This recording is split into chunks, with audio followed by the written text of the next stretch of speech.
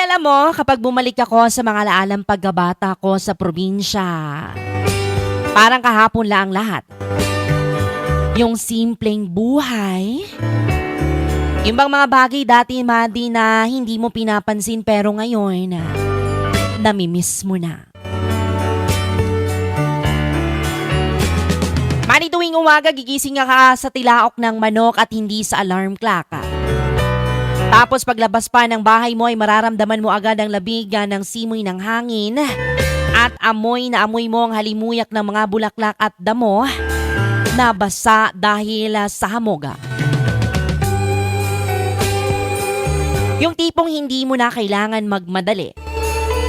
Dati, yung bang walang cellphone na hawak-hawakan, kundi pamalo lang ni nanay kapag late ka nang gumising. Tapos, didiretso ka na lang sa taniman o kaya sa bukid. Yung tipong mag-harvest ka na lang ng prutas o gulay, mga kaibigan. Laging may mga alagang kambing o mga hayop, pati iba't ibang hayop pa yan. Kaya bago pa man makakain sa agahan ay kailangan mo munang unahin na pakainin ang mga alagang hayop na manok at baboy. Mga Madi, ang saya ng laro namin noon. Simple lang pero sobrang saya. Yung tipong naglalaro lang kami ng tago-taguan sa may damuhan o di kaya gagawa kami ng mga baril-barilan gamit ang mga sanga at puno ng dahon.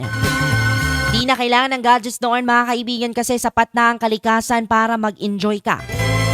Pagdating mo ng hapon, mag-uuwian ng mga tao galing sa bukid at ang mga kapitbahay, Madi, na halos magkakasabay na kaming maghapunan at sabay nang magkwentuhan hanggang sa aabutin ng dilim. Yung tipong kahit simpleng buhay lang sa probinsya, dama mo ang saya at katahimikan.